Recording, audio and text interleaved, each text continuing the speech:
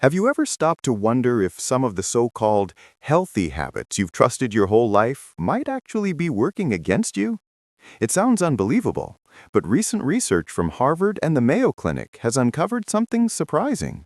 Many common routines that people over 65 believe are good for their heart and mind might actually be quietly doing the opposite, draining energy, stressing the body, and weakening memory. I'm 83 years old now, and when my doctor looks at my test results, he jokes that I've got the health stats of someone in their early 60s. My secret?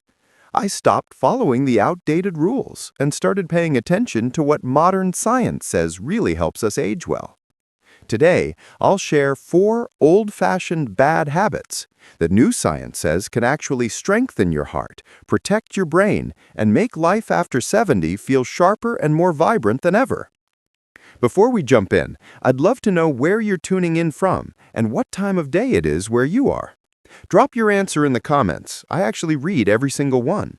And if what you hear today makes you rethink some of your old beliefs, go ahead and hit subscribe.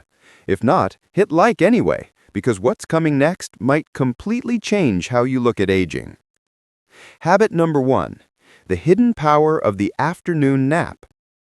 There's something special about that calm moment after lunch, when the sunlight softens, the day slows, and your body quietly whispers, "Take a break." For years, most of us were taught to fight that feeling, to grab another cup of coffee, keep moving, and push through. We were told that taking a nap was lazy, unproductive, or even a sign of weakness. But science now says the opposite. That drowsy feeling is your body's natural circadian rhythm, the internal clock that manages your energy, healing, and mood throughout the day. Between about 1 and 3 p.m., that rhythm naturally dips. Ignoring it doesn't make you stronger. It actually increases stress on your heart, raises blood pressure, and triggers cortisol, the hormone that speeds up aging.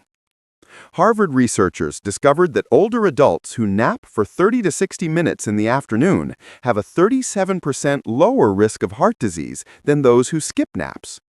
And studies from the National Institute on Aging show that short naps improve memory, sharpen attention, and lift mood for hours afterward. I think of Estelle, a 77-year-old grandmother from Charlotte. She used to force herself to stay awake all afternoon, sipping cold coffee just to stay alert. But over time, her afternoons felt foggy, her patience wore thin, and her nights were restless. When she finally gave herself permission to rest, just 45 minutes in a quiet, dim room, everything changed. Her energy came back. Her mind felt clearer. She even joked, "It feels like my brain wakes up twice a day now." The secret isn't just taking a nap, it's napping the right way. Find a quiet, cool space. Lie down comfortably. Keep it short, around 30 to 60 minutes, so you wake up refreshed, not groggy. Draw the curtains.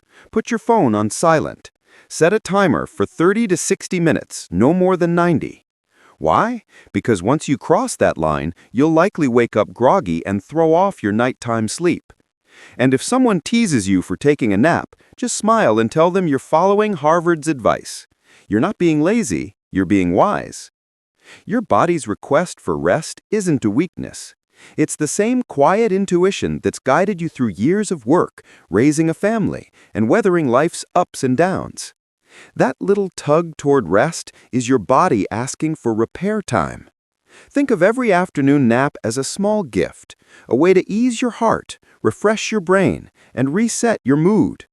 So the next time you feel your energy fade when the afternoon light turns soft, don't resist it. Let yourself unwind. Close your eyes. When you wake up, you'll feel lighter, calmer, and more ready for the people you love. Who knows? You might even have the strength to chase the grandkids around the yard again. Habit number 2, why full-fat dairy is actually good for you. Back in the 1980s, we were told one thing loud and clear: fat was bad. Butter, whole milk, cheese, they were all labeled villains that would supposedly clog our arteries and destroy our hearts. Supermarkets rushed to fill the shelves with low-fat and fat-free options, promising longer life in shiny tubs and colorful cartons. But something unexpected happened. Instead of getting healthier, we got sicker. Rates of diabetes, obesity, and heart disease skyrocketed, even as millions of people faithfully switched to low-fat products. Why? Because when the fat was removed, companies had to replace it with something. And that something was sugar, artificial flavoring, and chemical fillers to make up for the lost richness. That light yogurt that looked healthy on the label, it often contained more sugar than ice cream. Later, researchers from Harvard and Tufts University found something incredible. People who consumed real full-fat dairy, things like whole milk, natural cheese, and butter, actually had a 42% lower risk of type 2 diabetes than those who ate low-fat or fat-free versions. It turns out the very ingredient we were told to avoid was quietly protecting us all along. And the science adds up. Natural dairy fats help stabilize blood sugar, slow digestion, and curb cravings. They also carry essential vitamins A, D, E, and K, which your body can't absorb properly without fat. So when we strip the fat away, we aren't making food healthier, we're making it incomplete. And that leads to sugar spikes, inflammation, and fatigue that quietly wear down our heart and metabolism. Take my friend Terrence from St. Louis. He's 81, fit and active, but for years he followed the low-fat is healthy rule to the letter. Skim milk on his cereal, fat-free cheese on his sandwiches, margarine instead of butter. He thought he was protecting his heart, but instead he battled fatigue, constant hunger, and rising blood sugar. Everything changed when he finally switched back to real food, whole milk, real butter, and natural cheese. When Terrence switched back to whole milk and real butter, everything changed. His energy came back, his hunger finally steadied, and his doctor was stunned to see his blood sugar levels improve within just a few weeks. Terrence just laughed and said, "Guess the cow knew better than the food companies." Let's keep it simple. A so-called fat-free yogurt can hide up to 15 grams of sugar, while a plain Greek yogurt with natural fat has only about 5 and keeps you satisfied much longer. And let's talk about margarine for a second. It's a man-made product, a blend of processed vegetable oils and chemical additives created to look like butter. Real butter, though, is simple. It comes from cream, the same creamy richness your grandparents spread on toast every morning without a hint of guilt. And guess what? They often lived long, strong lives without many of the modern health problems we now consider normal aging. Maybe, just maybe, they were right all along. So here's my advice. Skip the fake stuff. Fill your fridge with real food. Whole milk, full-fat yogurt, natural cheese, and butter that actually tastes like butter. Don't fear the calories. Healthy fats tell your brain when you're full, helping you eat less overall. The goal isn't to eat more fat, it's to eat real, unprocessed food again. Food your body recognizes, absorbs, and uses with ease. You don't have to fight your body to stay healthy. You just have to listen to it. So pour yourself a glass of whole milk. Add a pat of butter to your vegetables. And take comfort knowing the foods you once loved aren't your enemies.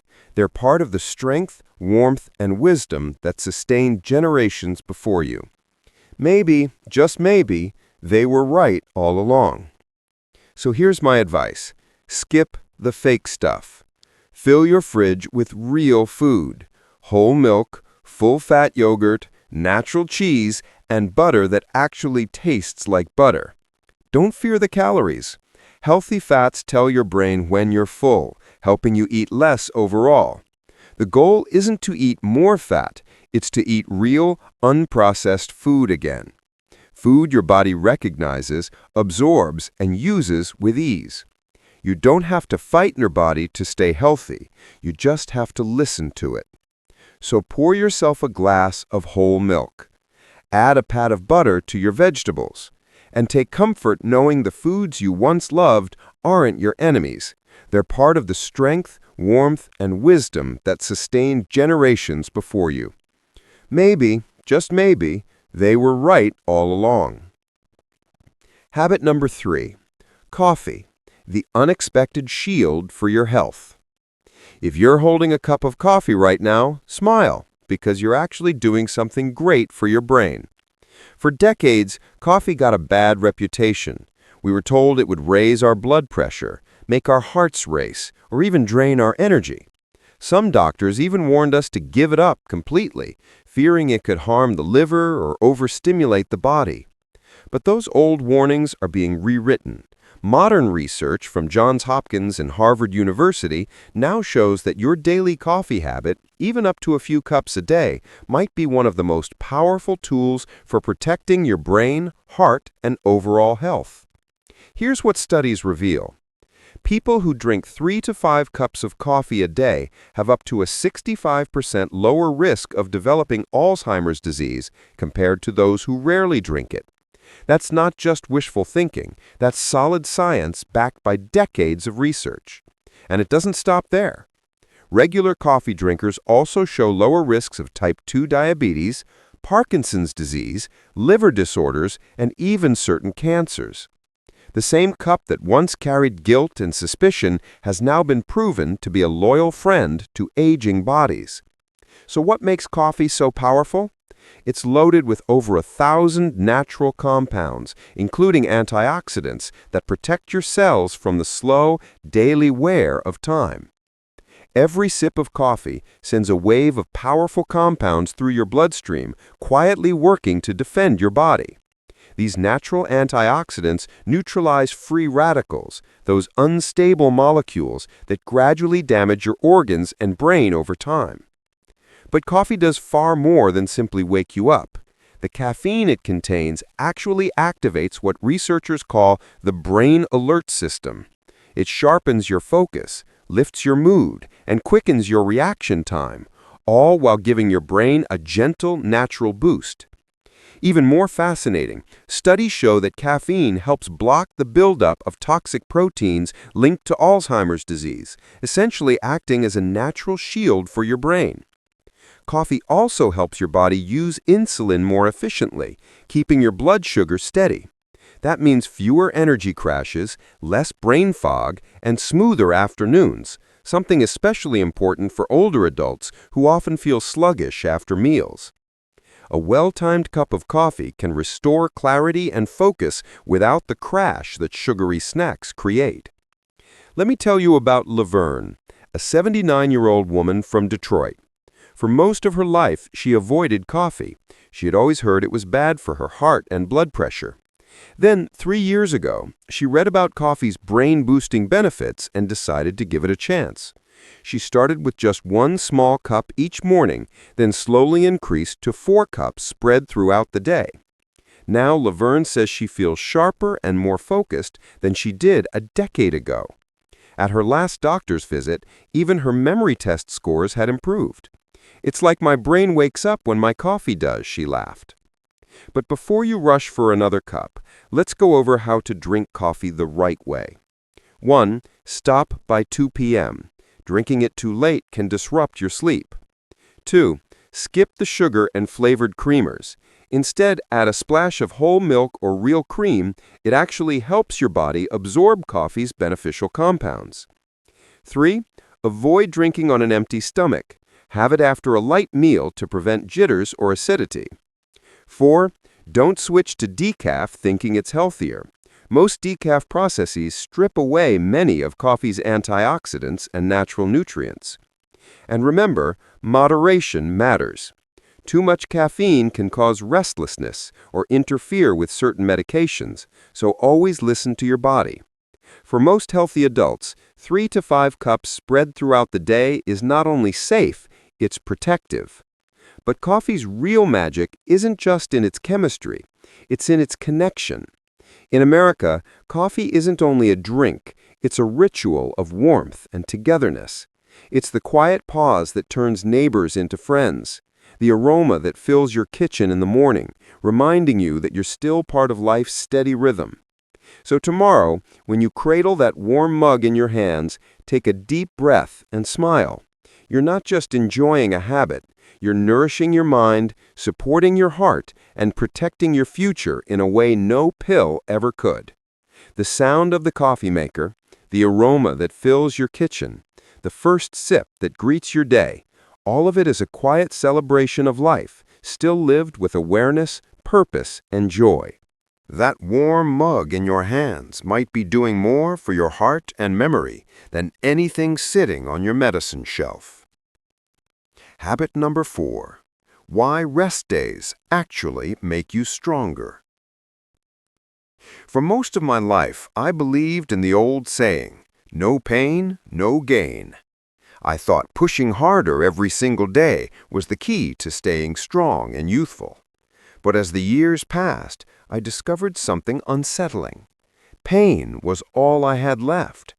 My joints ached, my muscles stayed sore, and even after a full night's sleep, I still woke up tired. That's when I learned a powerful truth that almost no one talks about. Real strength doesn't come from constant effort, but from proper rest. Research from the Mayo Clinic and the National Institute on Aging shows that older adults who work out 4 to 5 days a week and take 2 to 3 full rest days actually have better muscle tone, stronger bones, and deeper sleep than those who push themselves daily. It's a surprising paradox. When you rest too little, your body weakens. When you rest wisely, your body rebuilds itself, stronger, steadier, and more resilient than before.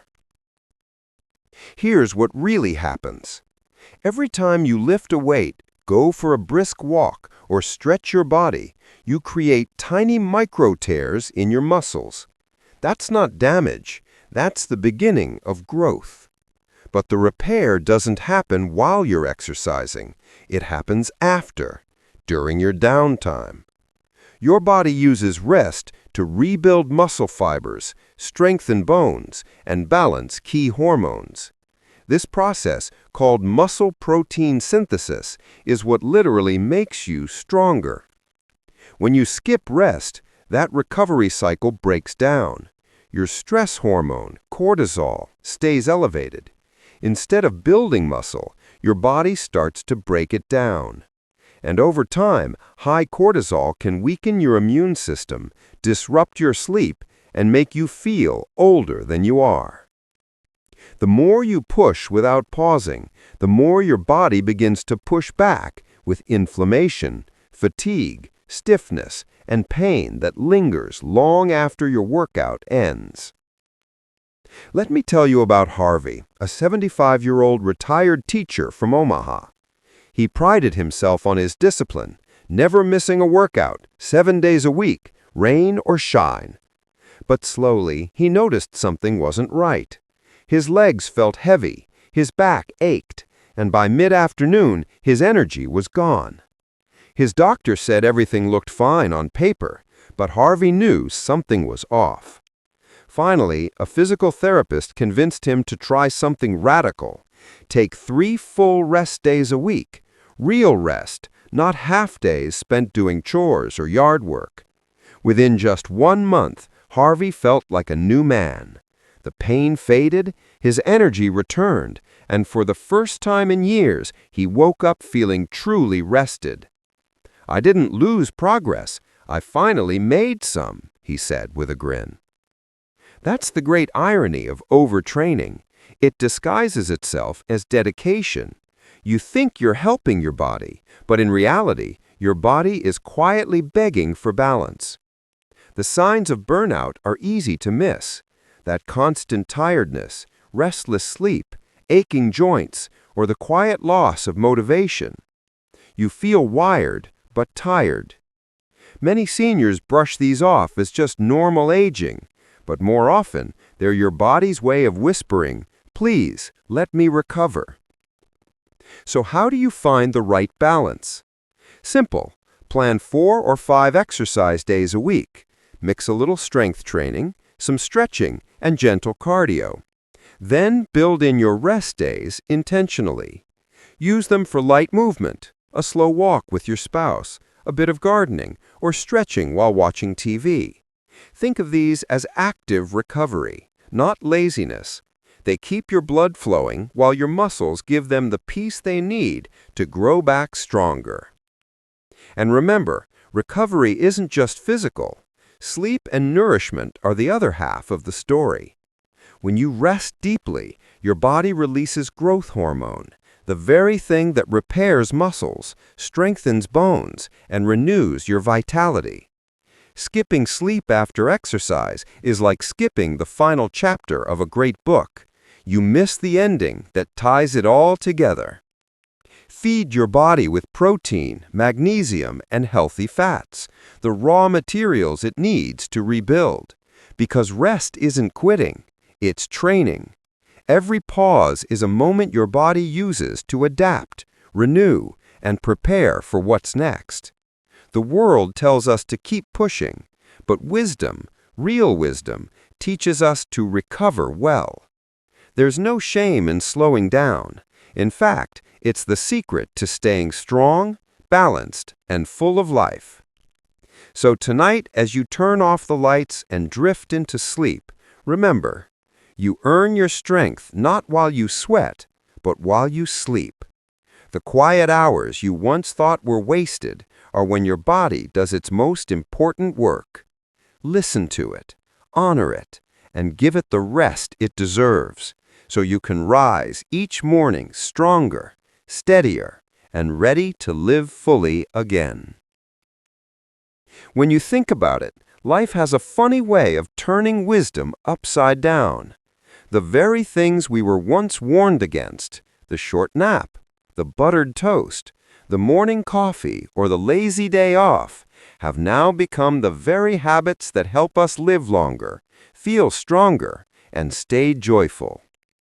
If you've followed this journey, you already know the quiet truth I discovered later in life, that good health isn't about doing more. It's about doing less, but doing it wisely. It's about listening, not forcing, balance, not perfection. At 83, I've learned that aging well isn't about chasing youth. It's about understanding your body's rhythm and working with it, not against it. So remember these 4 simple, powerful habits: the nap, the full-fat dairy, the coffee, and the rest days. They may sound small, but they're the 4 steady pillars holding up your strength, your clarity, and your peace of mind. First, the nap. That gentle surrender to your body's rhythm. You're not being lazy when you close your eyes after lunch. You're giving your heart a break, your brain a tune-up, and your nervous system a chance to heal. Even nature takes pauses. The sun dips, the tide rests, the birds grow quiet. Why shouldn't we? Then there's dairy, full and rich, not stripped and weakened by the fear of fat. For years, we chased low-fat everything, believing it made us healthier. But somewhere along the way, we lost something: flavor, satisfaction, and essential nutrients that protect our hearts and stabilize our blood sugar. Now we know better. A splash of whole milk in your oatmeal, or a slice of real cheese with your apple, isn't indulgence. It's nourishment, the kind that sustains both body and mood. And coffee, that comforting aroma that starts so many mornings, once carried a warning label. Doctors frowned, neighbors whispered, and the media called it addictive. But science, in its quiet persistence, discovered another story. A story of antioxidants, sharper memory, and protection against disease. 3 to 5 cups a day, they say, can lower your risk of Alzheimer's by as much as 65%. Imagine that. The simple pleasure of your morning cup defending your mind in ways no pill ever could. And finally, rest, perhaps the most misunderstood of them all. We live in a culture that glorifies motion, productivity, and endurance. But strength doesn't come from constant pushing. It comes from recovery. Muscles grow in the quiet hours. Bones strengthen in the stillness of sleep. And hearts heal in the moments we choose to pause. Rest is not quitting. It's the part of the process that makes all the effort worth it. These habits aren't miracles. They won't erase the lines on our faces or promise eternal youth, but they do something far more profound. They help us live well within the years we have. They protect the small joys that make aging beautiful.